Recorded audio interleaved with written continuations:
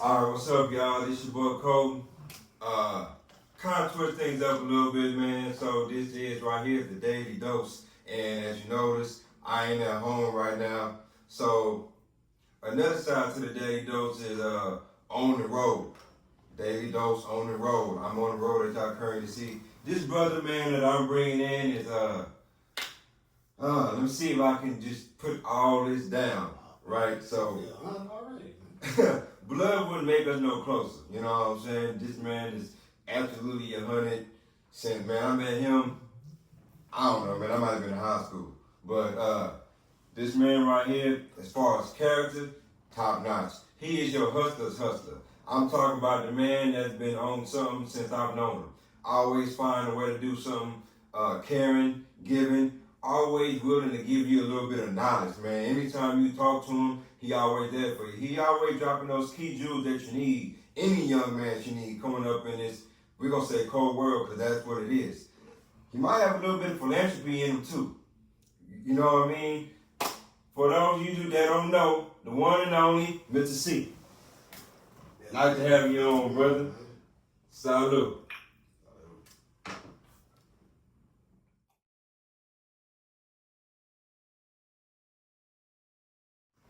Alright, so y'all gonna hear me refer to him as a lot, right? Like I said, blood can make us no closer. So, tell us what year you was born and where. Man, 79 on the island, Galveston Island. We G County, so BOI. Proud of it. Tell us about this island for the people that don't know. Oh, Galveston Island. You know what I'm saying? That's where we from, G County.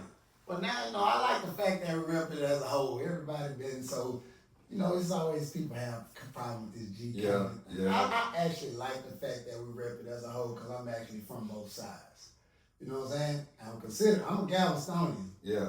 That's where I laid my hat. That's where I learned everything. That's where I did all my first everything.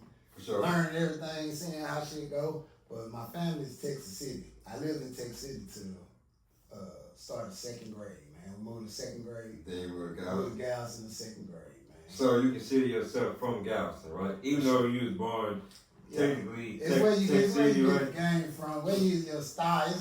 I'm not me without that salty water.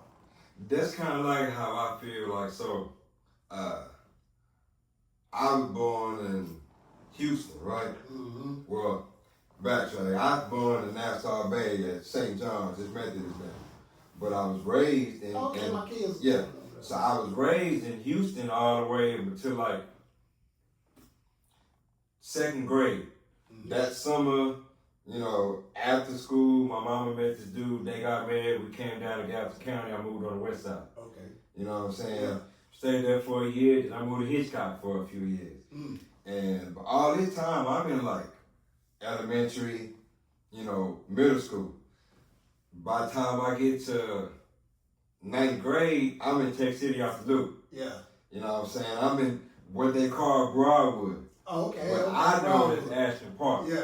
I was a year late, but it was still the same month. I lived in Broadwood before. Yeah. Okay, well, you know what I'm talking about. My first apartment.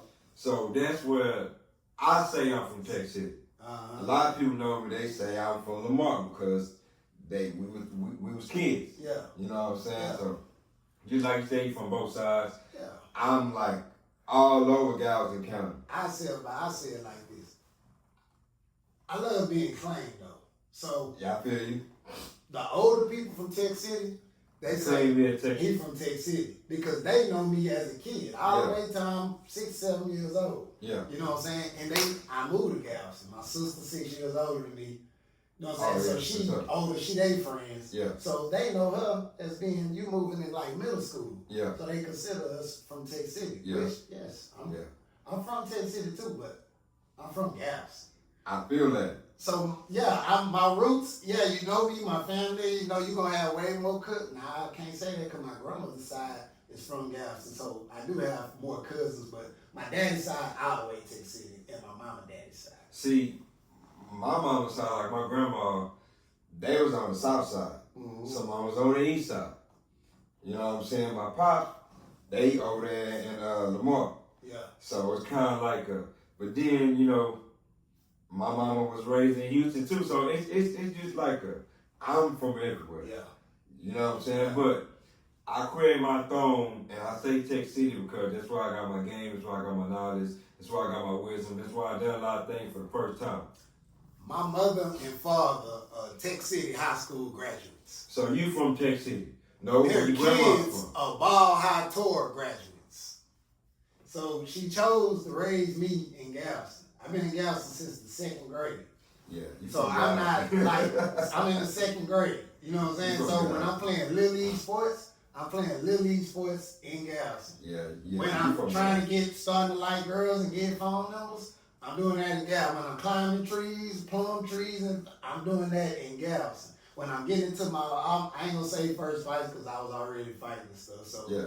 I got in the fight for that, but I come out of tough Kendall in Tech City. Ain't nothing weak around there neither. You know what I'm saying? Like, facts. It was already, I went there, I already knew how to fight. You know what I'm saying? But that's definitely a part of a young man's upbringing. It's different. I wouldn't be the same person. I'd have did a lot. I'd have probably got into more shit if I'd have stayed in Tech City. And that might sound crazy. That's overstood. It might sound crazy, but that's when I was in Galveston, when I was in Galveston, it was a lot of shit that made you say, nah, it ain't for you. Not if you're gonna be a player at the same time. It ain't gonna work. So I say the family vibe that you get in Tech City, Lamar, you get it in Galveston too, but the family vibe you get, you kind of feel a little safer if you moving crazy. You know what I'm saying? Because it's a different kind of closeness. It was a little more cutthroat that way, where it's like you just say, nah, that just ain't for me. I ain't gonna do it. You know what I'm saying? I got you on that. It's just different. You know what I'm saying? I don't know how it, even with the gangbang and all that stuff. You know what I'm saying? It just, you're not the same person if you both back and forth, you know what I'm saying? Then maybe, but it's just a certain flavor. I feel like everybody could tell each other apart. I don't feel like it's like that for y'all generation. Nah, probably younger than your generation. After all the storms and everybody got mixed in, ain't no difference nowhere no more. Yeah. You know what I'm saying? Everybody mixed in. Yeah, goddamn. Yeah, ain't no true, yeah. Once I seen Emmanuel Crosby, boy, you seen Emmanuel Crosby when it first opened. I'm sorry for all the Emmanuel Crosby residents, but shit. I trust me. I don't know them. I'm talking about, they look like some luxury. Boy, my kin folks stayed up. Boy, I'm talking about, it was a nice place. So, with that being said, how has being in Galveston shaped your life for the better? How has it, because I stated that you have a drive, you are a hustler's hustler. Yeah. How has being there shaped your life and gave you that grit that you have now to apply it now to your adult life to be just as successful as you are? Because we see it in your home. Yeah. You know what I mean? Hey, man, it's a blessing. Trust me. I say, first of all, I always, that's a different subject. But, man, for me, the drive, being down there, it was like this. Shit was hard. Like, don't nobody care. The main thing about it for me is once you realize don't nobody care, I say it was sitting around the older folks too. Sitting around the older folks and just listening to them talk, you just be a fly on the wall, and you listen to them talk. Hey man, if you're a good person, even as a kid, you know what I'm saying? If you're a good person, people gonna look out for you, and people always looked out for me. You know what I'm saying? I would say that. I never really felt like I was special, but I always got treated like I was special. You know what I'm saying? So I felt like I always had special people. How that impacted you as far as like growing up? I say for one, if it's like you got an opportunity to do everything else you got an opportunity to do everything everybody else do. Mm-hmm. But just like now you see the commercials when they playing basketball and one kid want to go hang with bad kids and they like, no, you don't need to do that. They're doing me like that ever since I was little. You know what I'm saying? There was never not a time in my life where somebody wasn't always pulling me to the side saying, nah, you don't need to be doing that. You know what I'm saying? So much so, when I got to school, really we don't Galveston, we didn't play sports until 7th grade. That was another thing we were judged by Tech City and Lamar and all that. Y'all were playing sports in school in 7th grade. Yeah. You know what I'm saying? For us, we're still playing Little League. Yeah. So by the time I'm the same way because you can't play in middle school until the 7th grade. I remember in 6th grade, I was still playing in Hitchcock for the Red Raiders. Yeah. So what it was, boy, us, Garrison, we was in that boys club. You know what I'm saying? I was a hooper. I ain't never go. Well, I went to the Boys and Girls Club one time. I ain't know what the girls club was like that. Yeah. When I went, I'm 46. Yeah. I went, it was the boys club. I got you. I was like 7th, 8th grade. You know what I'm saying? I got you. And then at first it was just our shit. You know what I'm saying? We ain't have to learn to shoot. It was tough. And I say that was, man, my competitive nature come from Johnny Mitchell branch, man, 45th and a half. That's where a lot of my competitive drive come. Whether it's at pool table behind me, I represent that boys club, man. Johnny Mitchell branch, 45th and P. This gonna be a short by itself. This gonna be a reel by itself. Hey. Just us playing pool. Yeah, straight up. Straight up. I'm into just making content, man. Alright, so this next one is, what is success for you? What does it look like? And what does it mean to you? Success for me, I know it sounds corny, but it has to be happiness. It has to be, success for me is a healthy balance. A healthy balance of the things that's the most important to you, man. You know what I'm saying? Your finances, your faith, you know what I'm saying? Your family, you know what I'm saying? And really, in your health. Your health more than anything. Yeah, but a healthy balance of all of those things, because I don't want to be the rich guy that's unhealthy. You know what I'm saying? I'm worried about, you know what I'm saying, whether I can make it to 50 or 60. Yeah. I also don't want to be the guy in the best shape in the world, but I got to ask my girl, can I borrow her car to go to the gym? You know what I'm saying? I don't want to be that guy neither.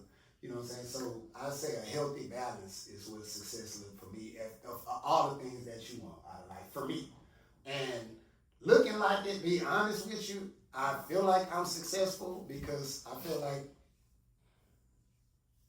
like if I talk to the younger version of me, the kid in me, he would love to come spend the night at the house. He would love to be able to do the things I'm doing. I think I could give him something to aspire to when he would be older, because he wouldn't even be able to see it.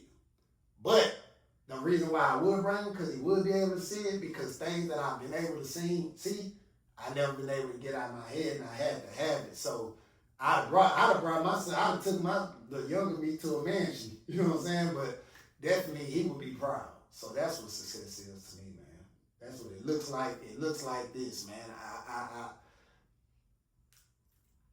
You just gotta do what you gotta do to make yourself happy, and you gotta understand that life happens, and it's gonna keep happening.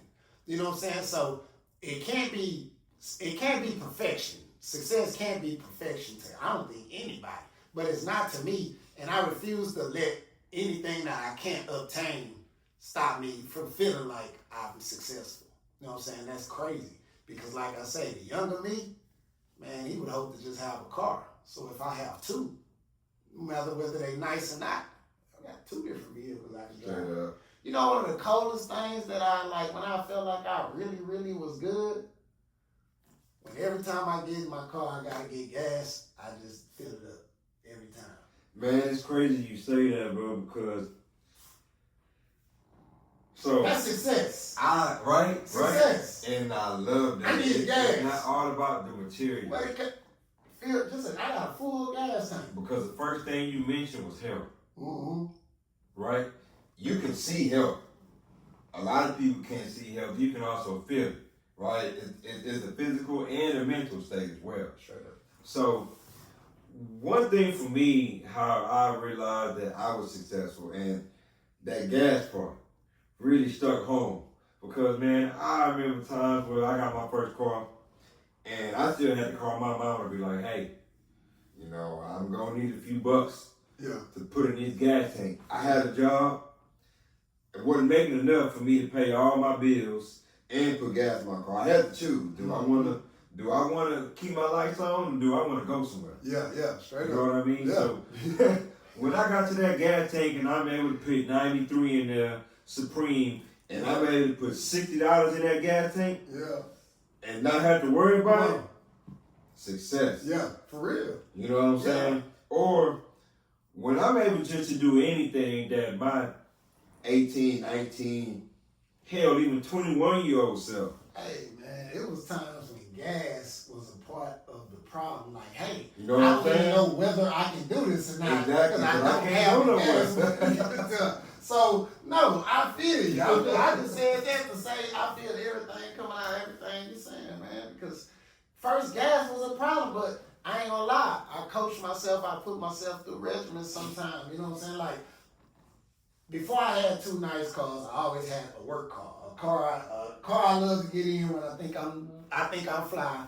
and a car to get me to work and back. Yeah. But the thing that I enjoyed the most about the work car, even people say, hey, if I had to get rid of one, which would it be?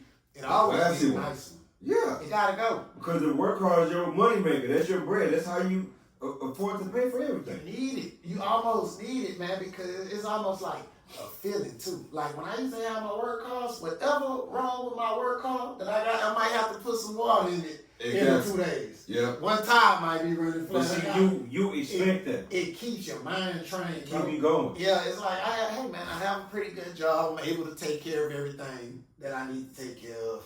Just working my job. You know what I'm saying? Yeah. It does. I could be a great provider, take care of my family, everything. If I only do that, and I don't do nothing else. So I'm thankful for that.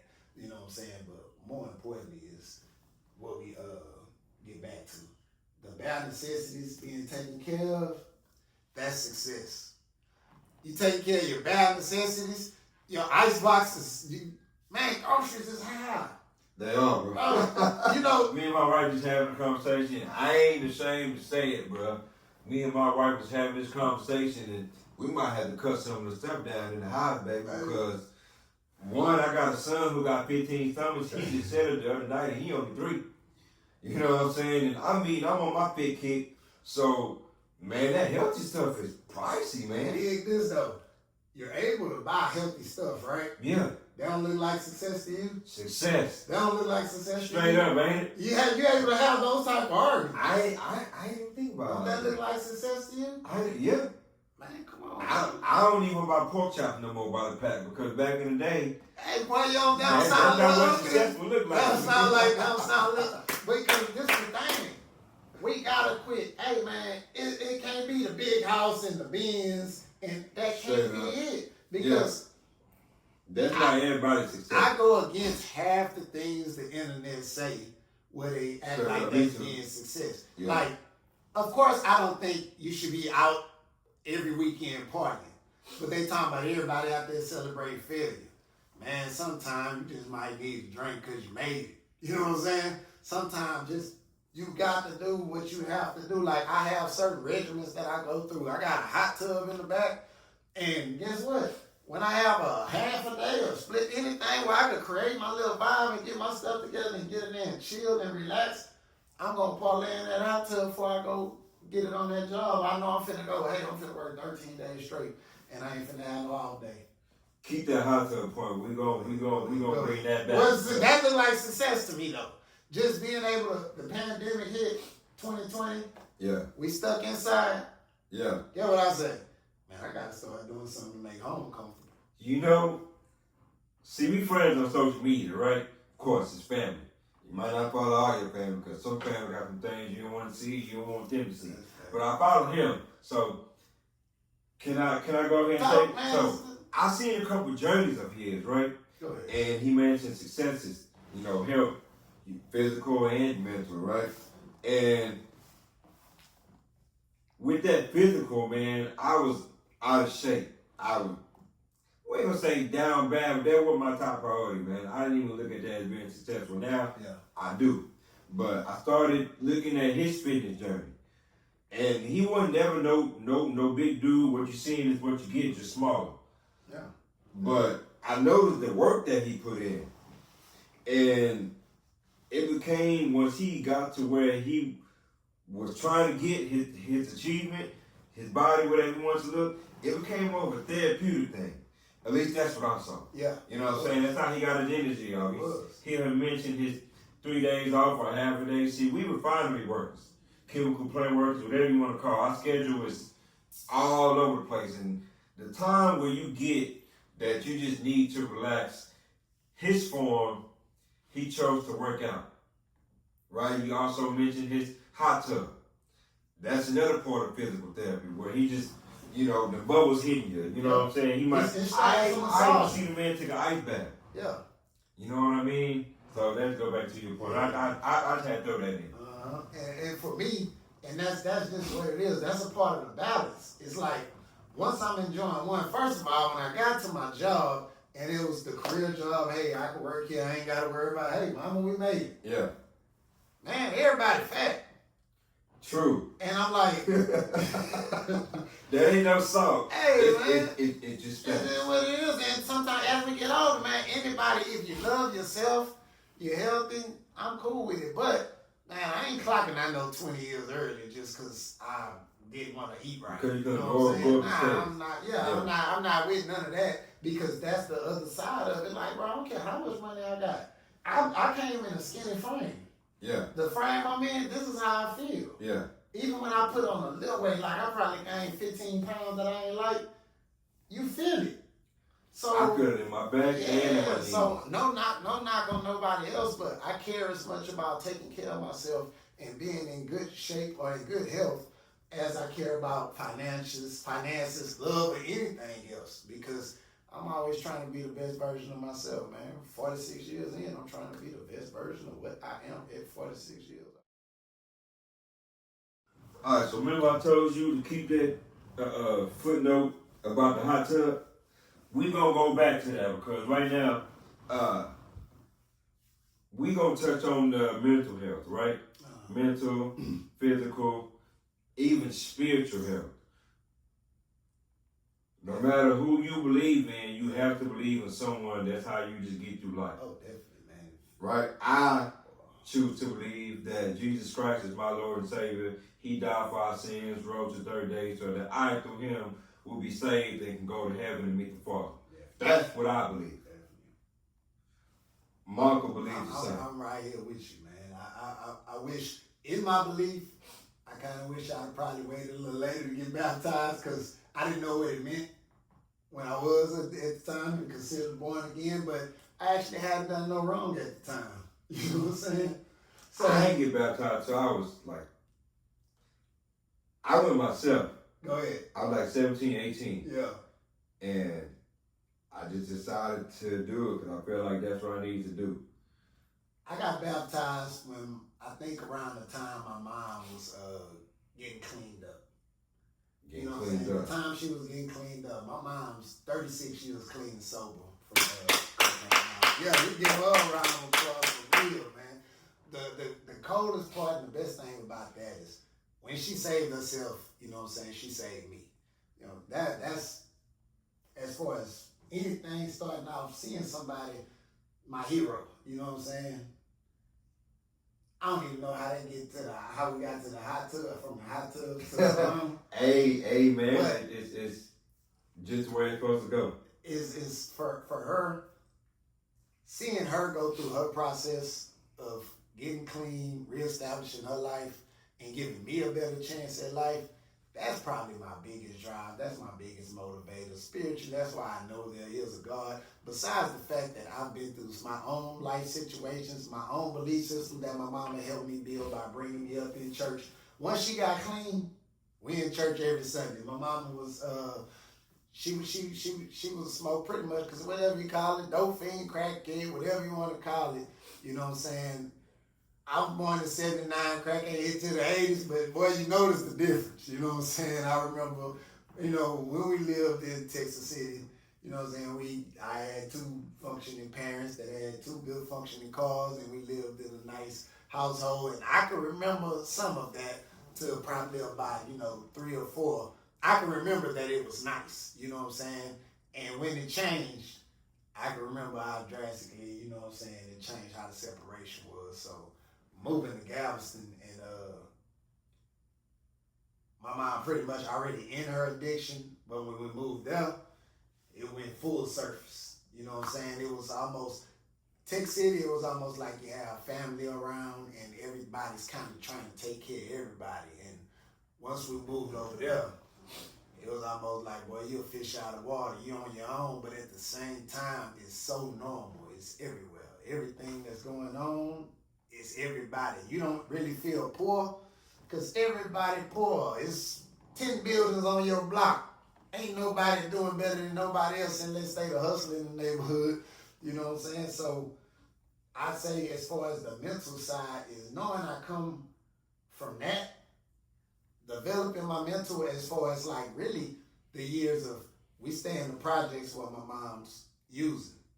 We move in with my grandmother in Lamar. You know what I'm saying? Shout out to everybody from Lamar, by down the street from the front door off Cedar. We moved there for 2 years, let my mama get her stuff together. We moved back to Gals in 19th and a half where I'm from. And it was just a different story from there. She rebuilt her life, and the biggest difference is when we stayed in Cedar Terrace and I was in elementary school, it was almost like I was always inside the belly of the beast. Like everything that was going on outside, them same characters was inside my house. You know what I'm saying? They was there. So it really wasn't no getting away, but at the same time, I'm looking back, I'm reflecting. That shit it was normal then, and I felt more comfortable when I was outside because I never was a kid that had like a curfew or had to be in at a certain time because I was kind of always running wild.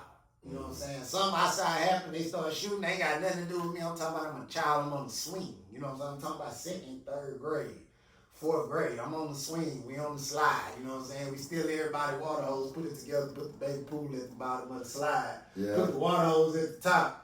You know what I'm saying? Boom, there is water. The water muddy. Ain't nothing but the water muddy. But that's the type of thing I come from as far as like when we talk about building faith, feeling successful, mental health, all of that stuff ties in because as you get older, you look back, you realize it was so fucked up that you kind of enjoy it. You didn't know it was messed up like that. It's a while me always come against the hardest circumstances. Okay, that's almost like pole position. It's 40 cars racing, you number 40. The way that you make it in life is you might not win that race, but you might go from number 38 to 40 to you might finish in the 15th spot. Guess what that do? They give you a better position for the next race. So the next race you might start in number 30, 25 to 30. And you move so forth and so on until you start. So life is almost like a NASCAR race because we always get our position. Where your mama started you at, the house you brought up in, what she was able to do for you to make sure you had what you needed for school, whatever life she was able to provide for you, that's your position in life. That's your cards you dealt. You know what I'm saying? And what you do with it, your pit crew, your family, just like we talking about NASCAR, right? So those cars can't go all those laps without having a break. They got to stop and get gas. They got to stop and swap tires out. Sometimes they even got people that do engine work in them pit crews because those laps at the speed they going, you can't make it without a hell of a crew. Sometimes the people you pick, the people you bring into your life, that's your pit crew. You know what I'm saying? You can't pick everybody because your mama, but you can choose your friends, your family, your team. So choose wisely because if you have a hell of a crew, you're going to navigate through your life through way better. You know what I'm saying? And I say I started at the back of the race, and with me not ever getting into any real trouble, I'm talking about police trouble. I ain't saying I ain't break the law. Everybody who go 70 and 65, you broke the law. So we all, you know what I'm saying? I ain't saying I ain't break the law at times, but not being caught, not getting in those troubles, or learning those troubles early, just knowing how to move right. It puts you in a position to where you can't get in a position in life. So now when I'm at the NASCAR race, this county that I live in, I'm in one of the nicer cities, the nicer living communities of the counties, living in a house that ain't no way I thought I'd be able to afford. The younger version of me, if I could see into the future and see, I thought I made it in basketball. If I could see everything that I'm able to do now, I thought, I must be playing overseas or something. I must have played overseas. I must have played overseas a few years. You know what I'm saying? I wasn't big enough to say NBA, so I ain't got. But I must have. That's what I would be thinking.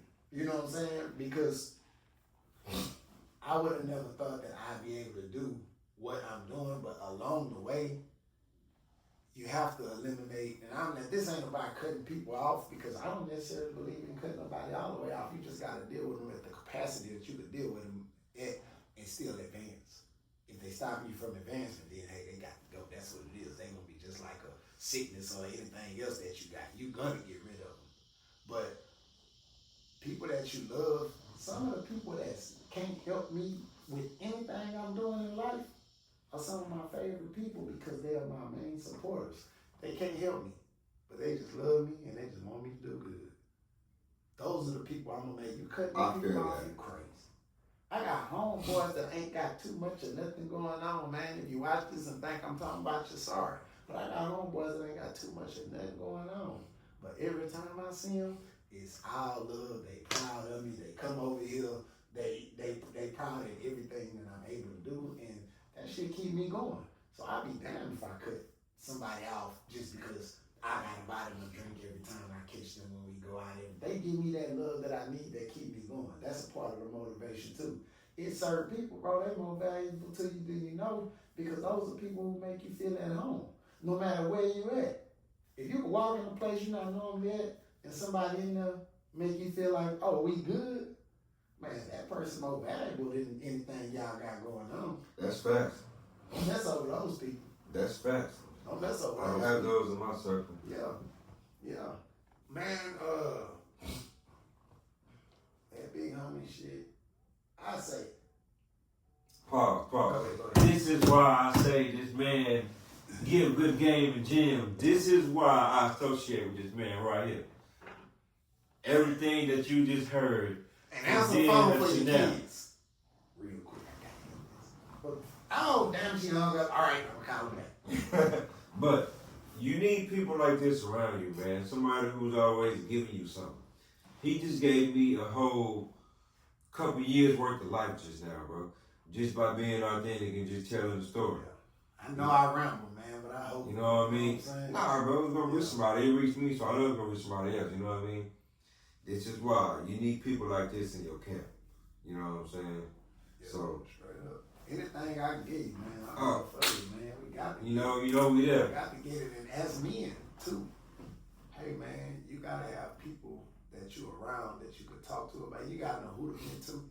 You know what I'm saying? Sometimes you ain't able to vent to nobody. Guess what? You can't tell nobody. You gotta deal with it. Internalize that shit, deal with it, and come up out of it. You know what I'm saying? But do what you gotta do to keep yourself in position as far as like with the mental. Bruh, it's some people that just life just gets so tough that they have mental breakdowns. Yeah, that's right. You have stress. People have fall out their head. They stress. Might have a few stress spots. You know what I'm saying? But I don't think that I have. The reason why I'm 46, I ain't got many grays, is because I refuse to let shit worry me like that, man. I know it kills you. Do you know the feeling that you get when you stress? Like, you get so stressed, your stomach hurt. Well, see, I'm the opposite. I'm on 32, and I gotta shake my head. Hey, man, it might be genetics, though. Man. It might be. It's definitely genetic, It might but be genetics. I didn't let so many things bother me and stress me out coming up to the point where it's just like. I seen people have patches out of them, bro. Well, a piece of their head is smooth as their hand. Oh yeah. You know what I'm saying? They like, man, they say that's stress. I know people like that. What? Yeah. What? But it just stay away from that. things you can't control, man. Life is a video game, but sometimes, man, you got demo mode, and you really can't control demo mode because you don't know how long demo mode gonna last. Straight up. Demo mode will shut off on you like that, or it can keep going. So you just have to realize you player one or player two. You know what I mean? And you just have to navigate your life like that, man. It's just you either take control of life or life gonna take control of you. And understand whatever level you're living on, you're on that level for a reason. It's just like grade school. You don't get to pass to the 7th unless you complete the 6th grade. So even if you feel like you're too advanced to the level, for that level, make sure you get what you need from that level before you go to the next. Master each level you on. That's why you take tests, right? You can't advance unless you test out, right? So don't just try to hop too much. You know what I'm saying? Don't jump up out of a regular house and try to buy something that costs 3-4 times as much. You know what I'm saying? Work is different ways to handle your business, man. And don't never bite off more than you could chew. I say that's the biggest thing to manage stress and maintain stress. Man, that start right there. The biggest thing about managing stress and maintaining your stress levels at a low level is not biting off more than you can chew. Ooh, that's fast. Everybody want their slice of the American pie. You the one with the knife. Don't cut too deep. I definitely have my share of that. Don't cut too deep. Don't cut too wide. The price of American pie that I choose to slice is a little bit more than what I was gonna eat. You know what I'm saying? Because I cut it because my dreams a little bigger than what I probably can intake. Yeah. But at the same time, I needed some extra space because I might finish the rest of that pie later. You know what I'm saying? I like that. I might finish the rest of that pie later, but I don't cut too much because guess what? That's responsibility. Never felt. Pause on this. Go ahead. Cause I know this happens to me. Mm-hmm. I'm not an aggressive person by no means. Yeah. Right? I wouldn't even say I'm friendly. I'm just neutral. Like, I give what I get. What I see is that's what you get from me. Yeah. Now, I can be the star, I can be the moon. It's all your take. Don't let that go over your head. But does your energy transfer in the workplace like that? Because there's been times where I've been at work, whatever job I have, I might come off as aggressive or whatever the case be, but I'm not. I'm really just being who I am because of wherever I was or the situations that I've been in. So, but they might not have been. Let's call it here high level. This is high level, high alert, high security. Let's get it. So even if you're not over here fighting, shooting, stabbing, none of that, it's still high level, high alert. It's the environment you're dealing with. Yeah.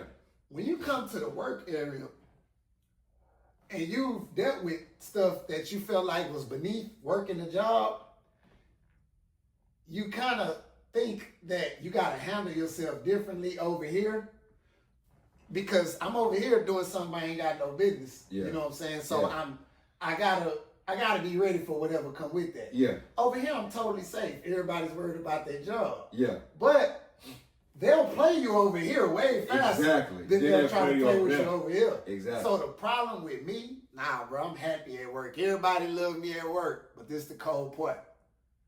The people that really love me is because they played with me and they had to find out real fast. The thing I can tell you the best about work, you gotta control your attitude. You can't never let them mess up your bread, is because they kids compared to the stuff you was dealing with over here. That's why I don't let it stump me. Concept, even the style, like, no disrespect to if it come off to anybody that I work in the field with, but it's like, when you're dealing with people that's always trying to get over, you deal with a certain kind of individual. And you play you might think they might be childish, but their games are advanced because they gotta be the shifers of the shifers to get over. Yeah. To get over on you, they got to be diabolic about their way of thinking. These guys in this regular work field, it is elementary. Their methods, even though it's their life. Yeah. I have coworkers that, hey, bro, they try some of the most, I'm talking about 50, 60-year-old white man, no other better way to describe it, but they try games on me that's like school kid level tic-tac-toe type stuff. Yeah. And it's like, damn, I know you ain't, you actually thinking something else going on because you can't be trying to play with me the way you're trying to play with me. And when you find out, sometimes that's when that attitude comes. It's a whole lot of explaining for the shot. You know what? Just go ahead on. Oh, you could have told me you was gonna mess my shot off, but you can hit that. I can. Yeah, I know you can. I'm going side. You going to side? Side. Man, impossible. Impossible. Oh, he did it, ladies and gentlemen. Hey. While it happened, it did go down. But only one person is surprised.